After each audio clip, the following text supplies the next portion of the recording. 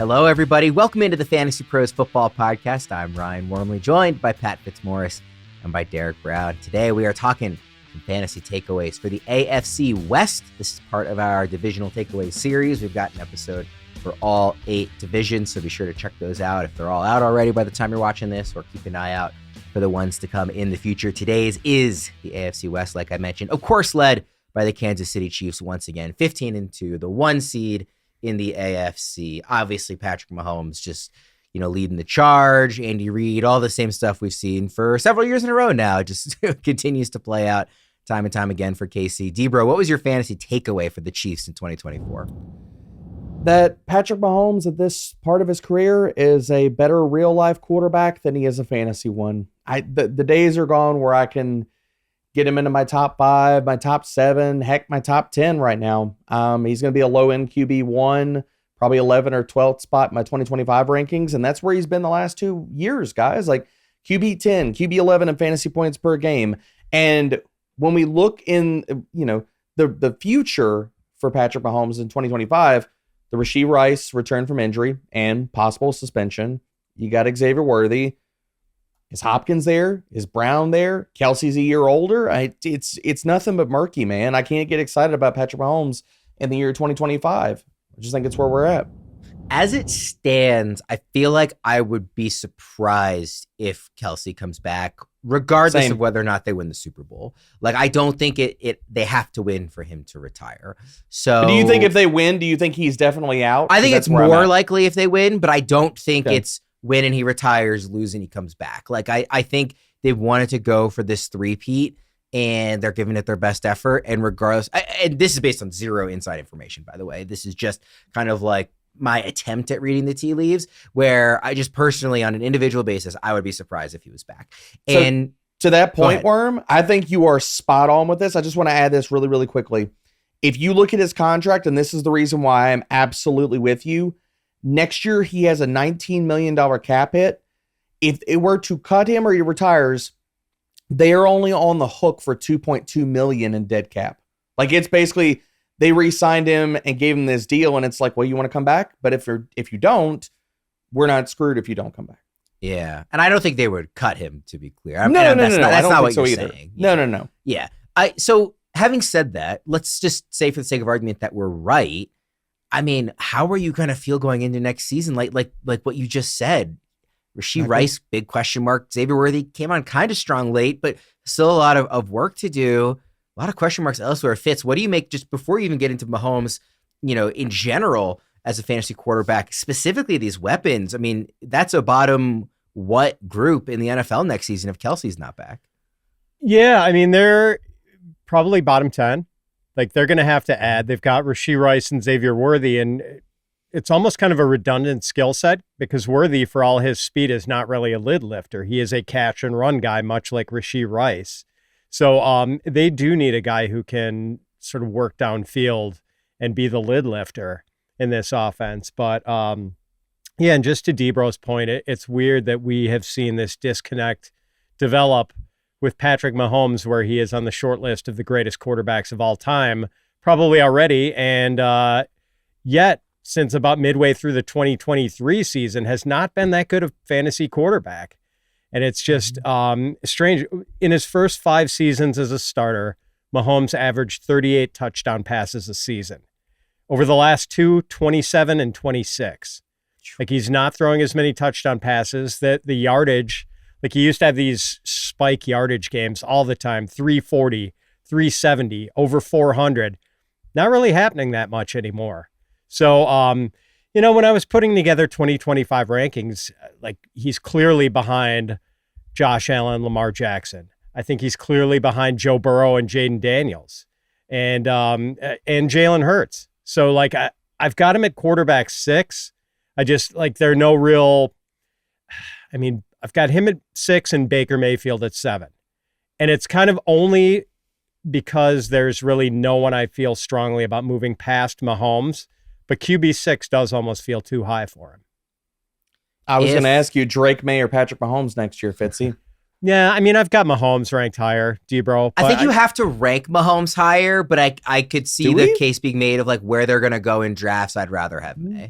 That's the thing. I mean, I've got him QB6, but I probably am not going to be drafting him because at the point where he is drafted, I'm just not really willing to sacrifice running back or wide receiver talent. I think sorry, go ahead, Norm. I was just going to say, I think it'd be interesting Burrow versus Mahomes if Higgins leaves and they don't get a great replacement for T. And if Mahomes adds somebody, it doesn't have to be like some elite receiver, but if they have, let's say Kelce comes back and they get, like a DeAndre Hopkins type. So not adding to it, but it's similar to what they have now, but Burrow loses T, then I could see the case of maybe those two being an interesting head-to-head. Fitzy, real fast. Off the top of your head, how many 300-yard passing days do Patrick Mahomes have this year? 2? 3. Very close, sir. But it's not a lot. Takeaway is not good. Not a lot. Well, let me just quickly ask this. In Dynasty, is the fact that Mahomes is the consensus just best quarterback in football and, basically already like one of the best 3 of all time, is that enough of a floor just knowing how good he is at the position to keep him somewhat relevant in Dynasty? Or do you think he's also maybe on the outside looking in of, the top 12 quarterbacks in Dynasty, D-Bro? I think, put it this way, if I'm doing startups, I'm not paying the iron price for Patrick Mahomes. Just not. There's no way. There's too many quarterbacks that can outproduce him in fantasy. Now, from a floor perspective and talent perspective, I mean, shoot, man, I'm looking at my Dynasty ranks right now, and I'm like, I've got our Patrick staff Mahomes. Rankings from the end of December have him as QB5 in Dynasty, and it's a weird kind of disconnect in my mind to hear you say like, oh, he's like QB 10 or 11 for next season, but long term we like him better, even though he's like getting close to 30. It's just you don't hear that a lot of a player that you like better in Dynasty than the immediate future when they're not super, super young. I mean, I'm staring at my ranks right now, and I'm like, okay, I had him at QB6, and as we're talking through this, I'm like, well, I need to move him down, and I'm like, okay, QB9 feels about right. Do I want Patrick Mahomes or do I want CJ Stroud? I might take CJ Stroud. That's also a very weird stretch of the Dynasty QB rankings right now. Is once you get past Allen, Lamar, Jaden Daniels, depending on how interested you are in a non-running guy, Joe Burrow, like that like 6-ish to 13-ish range. I think it's going to be very malleable the next year or two. Guys like Drake May possibly moving up, guys like, if Love has another somewhat iffy season, if Stroud, they can't get the offensive line right. If Mahomes doesn't, start throwing for touchdowns again, like I think there's gonna be a lot of movement in that range for sure. What are your thoughts in Dynasty, Fitz? Yeah, I mean, I think he's about the same for me in Dynasty, like QB6. It's just interesting. I wouldn't rule out the possibility that we see the Patrick Mahomes of the prolific weekly stat lines come back at some point. And maybe this is because the Chiefs defense has been so good. This is one of the better defenses in the league. And if that defense were to go to seed and all of a sudden the Chiefs started to play in more shootouts, I don't know. Maybe we see the 400-yard Patrick Mahomes. They showed some weakness earlier this year, Fitzy. Like when McDuffie was having an issue, like after Watson went down, they had a stretch where they were getting owned through the air, and it didn't like it. I think it helped him a little bit, like low end QB1 numbers, but he didn't pop back to top 5 numbers. I mean, we can move on from this too. Just talking about like the defense being good. We're in the stage right now of hearing which coordinators are getting, interviews for head coaching jobs. And once again, like I'm not seeing Spags anywhere. No, he's not getting any buzz. Please, somebody take him away from KC. I'm tired of Mahomes also having the best defensive coordinator in football. All right, let's go to the Chargers. 11-6, made the playoffs in Jim Harbaugh's first season with the team. Fitz, what's your fantasy takeaway here? It is that Greg Roman has time traveled back from the Stone Age and has joined the 21st century, and it's now safe to invest in Chargers, components of the Chargers passing game. And this is a surprise. The Chargers weren't insanely run heavy with Roman as the offensive coordinator this year. And, traditionally Roman's offenses have been extremely run heavy, as you well know, Worm, from being a Ravens fan. So the Chargers actually did begin the season extremely run heavy. Justin Herbert averaged 22.8 pass attempts over his first 4 games. And I think observers were kind of rolling their eyes like, oh man, this guy is going to ruin Justin Herbert as a fantasy asset. But since then, Herbert has averaged 31.8 pass attempts a game. He has thrown more than 30 passes in each of his last 5 games to end the regular season. The Chargers were only the 10th run heaviest team in the league, despite that run heavy start. So yeah, the takeaway for me is that Greg Roman is not a reason to shy away from Justin Herbert, Ladd McConkey, even Quentin Johnston next season. Now there may be other reasons to shy away from Quentin Johnston, but maybe not because the Chargers are overly run heavy. Do you think on the reverse side of this, Fitz, you're also feeling the same way where you're maybe less interested in investing in the running game than you would have been when you first heard that Greg Roman was going to be their offensive coordinator? Or obviously the backfield is going to be a large determinant of how interested we are in investing in this backfield, is who the players are. But just strictly from the play calling perspective, are you a little less interested in the idea of like, oh, there's going to run a ton, so whoever RB1 is, we want to buy? Not necessarily, because I do think, if you're a running back in a Greg Roman offense and you're getting playing time, like you're going to get an ample supply of carries. And I don't think workload was ever a complaint for anyone who invested in J.K. Dobbins this year. The issue was more that we didn't know that it was kind of a murky backfield this year, and we didn't know that J.K. Dobbins was going to take it over so completely. So I guess not really. Like I never figured that Gus Edwards was going to be a 20 carry per game guy this year. But then again, who knows? I mean, if the Chargers were to go out and somehow land Ashton Genty, I'm definitely not shying away from Ashton Genty with Greg Roman as his offensive coordinator. Debra, let me tie the last 2 conversations together. For next season only, would you rather have in fantasy Justin Herbert or Patrick Mahomes? Herbert. It's not close. I've got Herbert ranked as a QB1, and Patrick Mahomes, I'm deciding whether he's going to be a QB1 or a QB2. It's easily Herbert. And to Fitzy's point, since week 7, Chargers are have the 6th highest pass rate over expectation. The only teams higher than them, the Bengals, the Chiefs, the Vikings, and the Jets and the Dolphins. That's it. Wow. What about the same question I asked Fitz in terms of the running back position? Debra, do you feel the same way that he does? I'm still inclined because I think I don't know if the Chargers end up bringing JK back or they draft somebody or sign somebody, but like I think this is a team that has shown they're going to run through one running back. So even if they're going to throw more, and we didn't even see Dobbins that much in the passing game, so they're going to throw more and they get a back that is better because Dobbins that's never been his calling card as a receiver. If you were to tell me tying this to another AFC team who has a running back that's going to make free agency, probably not going to need a huge contract, how would you feel about Jaylen Warren as a future Los Angeles Charger? I'd feel pretty good about it. Still invest.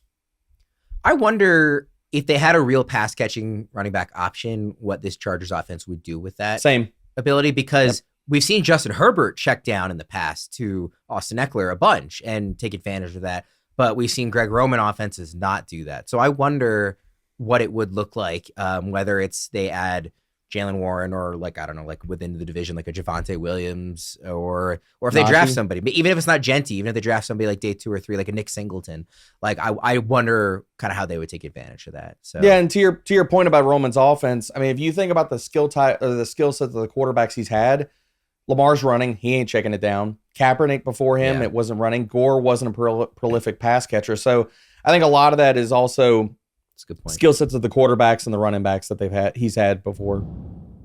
Get ready, bettors. This Saturday, January 11th at 4:15 Eastern. Join Joe Pisapia and Scott Bogman live on the Betting Pros YouTube channel for our NFL Wildcard in-game betting live stream. We'll break down spreads, player props, and live betting opportunities. Don't miss out. Subscribe and click the bell to turn on notifications and make sure you don't miss it. All right, Fitz, your takeaway for the 10-7 Denver Broncos. That Marvin Mims is an electric playmaker who fantasy managers should be targeting in 2025 drafts. Mims has had a heck of a finish to the regular season, 5 touchdowns over his last 5 games with a pair of 100-yard receiving games over that stretch. This dude is so exciting. He is averaging 10.4 yards per target over his first 2 years in the league. He's got sub 4.4 speed. He's elusive, has really good ball skills, which we saw in that spectacular end of regulation catch a couple weeks ago. The thing is, Mims did not play 50% of the Broncos' offensive snaps in any game this season. His high watermark in any contest was a 47% snap share, and that happened in 2 consecutive games late in the year when Mims was just completely kicking butt. He only reached 30 offensive snaps in 1 game this year. But the thing is, when Mims is in the game, Sean Payton is very proactive about trying to get him the ball.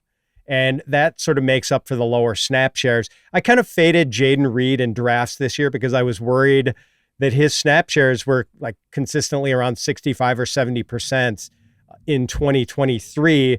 Now, fading Reed turned out to not be the wrong move this year, but the analysis was bad on my part because when Jaden Reed was in the game last year, and when he was having a really good 2023 season, the Packers were actively getting him the ball, kind of like what we're seeing with Marvin Mims. So, like when Reed is at his best, he's gotten the ball in a high percentage of his snaps. And yeah, same thing with Marvin Mims. So we just need to get Mims to the point where Reed was, where he's getting like 65%, 70% of the snaps instead of 40%. But yeah, I think if he does get 65%, 70% snap shares, we're talking about the possibility that Mims is a top 25 receiver. I was going to ask to put a number to it. What range are you looking at him? Because obviously the further down you get, it's harder to be like very specific, especially this early in the rankings process. But are you talking like somebody that you think is going to be going as a wide receiver 4? You want to draft as a wide receiver 3? Is it higher than that? Is it lower? What's kind of the range you're looking at? I think he's probably going to go as like a wide receiver 4-5 right now. Because when you add back the guys who are returning from injury, the rookies who are going to be highly drafted, like Tet McMillan and Emeka Egbuka and Luther Burden, like all of a sudden the names start to pile up, and I've got Marvin Mims ranked in the 50s, but like that ranking should not reflect a lack of enthusiasm for Marvin Mims. It's just being realistic about the usage, and obviously like I'm going to be moving him up if we hear Sean Payton talking about how he wants to get Mims into the starting lineup or make sure he's a regular in 3 receiver snaps. It's just kind of a confusing rotation for the Broncos wide receivers right now. And we'll see if that holds or, I don't know how you can justify giving Lil Jordan Humphrey more snaps than Marvin Mims at this point. Deeber, what do you think about Mims? I think I'm with Fitzy on this one. I think he's flashed continually. Every time they've given him the ball, given him opportunities. I just wonder, why is Denver not playing him as a full-time wide receiver? Like, considering this is not an offense that we're talking about has just bukus of playmakers, like the cup runneth over. So it's like there's Cortland Sutton and then there's the committee. And so it's curious to me that Sean Payton... Now, some of the data lines up really, really well for Mims, and some of it, you look at separation scores and route win rate, it doesn't look great for him. So I wonder, when I go back and I'm going to look at Mims more this offseason, I think he's going to be a guy that once we get into the offseason and stuff, just based off of all of us nerdery and the spreadsheets and stuff, the numbers pop for him. I think he easily could be Dontavian Wicks of upcoming 2025. Like, if you look at Marvin Mims amongst all wide receivers, at least 50 targets, we're talking about a guy that was 14th in target per route run rate, and he was also 5th in yards per route run. So as all the astute people in the industry start writing off-season content and dynasty stuff, I think he's probably going to get steamed up a little bit when we walk into draft season next year, assuming that Denver doesn't add like some of their prolific pass catcher to the offense.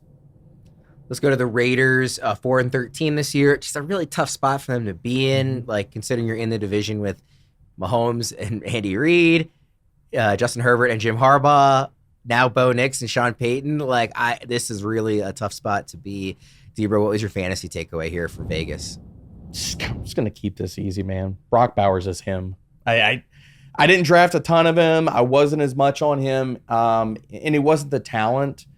I got really caught up in draft season with, okay, it's Luke Getsy, man. He's gonna find a way to screw this up. He's gonna say, "Hold my beer," and Luke Getsy got out of the way. They jettisoned him, shot him off into the sun, and Brock Bowers is him. I mean, dude, he was awesome. I mean, we want to compare this even to the Sam Laporta rookie season and stuff like that. This is even better than that. I mean, you break the NFL rookie record for receptions. He's a tight end 3 in fantasy points per game. He's top 5 in yards per route run and receiving yards per game. I mean, give him a competent quarterback play next year. Brock Bowers, tight end 1 overall. It's not difficult to see, boys. I don't know who it will be, but let's just say the Raiders have the 16th best quarterback in football next season, whoever that is. Is Bowers in that scenario worth taking in like early second round pick? I mean, we've seen years where Kelce was going in the first round because. Oh, so you're talking the Sam Laporta treatment of last draft season. I mean, yeah. And Laporta, I felt like was more, at least in the drafts I was in, he was more like a early third round pick. He didn't quite creep into that borderline first round range unless it was a tight end premium league. But I feel like Bowers, like because of the prospect pedigree, was even better than Laporta's was coming into the NFL, and does this, sets records and did it with a poor quarterback situation. If we think it's improved at all, I mean, is he somebody that's worth considering? It just the difference he can make at the position for you. Yes and no. I think there's a conversation if there's going to be an ADP gap between like him and Trey McBride, or another year George Kittle to take the value. Is it justified? I think it is, considering all those things. But again, it kind of feels like we did this last year with Sam Laporta. So, I mean, there's going to be some trepidation and fear could blow up in all of our faces again. Are you going to have Debro? Because I know you really like McBride. Are you going to have him ahead of Bowers, or are you going to have Bowers as tight end? I think the conversation is between those two for tight end 1 overall next year. I think it's a tier of 2 at the top. I do too. Yeah. I think it just comes down to, what do we think about those two players? But I think those are the conversation begins and ends for those two for tight end 1 overall. Fitz, obviously nobody was higher on Brock Bowers than you were, even in, redraft, even with the landing spot in dynasty rookie drafts. I mean, you just never once shied away from him as I think you had him as dynasty tight end 1 before the season started, right? So you loved him. Could not have been more on board with this. So you already knew Brock Bowers was him. Any other kind of takeaways from that perspective for his season? Yeah, I don't know what the heck you guys are talking about as in a possible early second rounder. I think he's a first rounder. I mean, this upcoming season? Yes. Let's go! So to be fair, Fitzy, I actually had a strong sense you did feel that way, which is why I framed it the way I did to Debro, because I knew you would be immediately yes first. Yeah, I mean, I think Trey McBride is a locked-in second rounder, and Bowers should go in the first. I mean, look at what this guy did this year with Aiden O'Connell and Gardner Minshew as his quarterbacks. And I had the same sort of trepidation about Luke Getsy that Debro did. But then in his first preseason game, Getsy had Bowers lining up in the slot, in the backfield, out wide, in line, like all over the place. I'm like, okay, Getsy gets it. And very well done. Yeah, so what pick in the first round are you taking him, Fitz? Are you taking is he like, he's like my 12th overall player, so he sneaks into the first round? Or are you like, pick 7, the elite receiver and running back options are gone? I don't know if that's actually the number, but just, in that mid-range, are you like, I'm turning to Bowers? I would consider him as high as number 8. Wow. And that is where I had him in my first mock draft that we just published a few days ago. People want to check that out, go to FantasyPros.com and you can find it. But yeah, I mean, I think there is still a case to be made with the tight end scarcity, and it still exists. It's a little better than it was maybe when it was like Kelce, big drop off to Mark Andrews, big drop off after that. But now it's like Bowers, McBride, then an aging George Kittle, who's probably like a 3rd round value. And after that, things start to get dicey. Laporta, I guess, maybe he's a 4th rounder.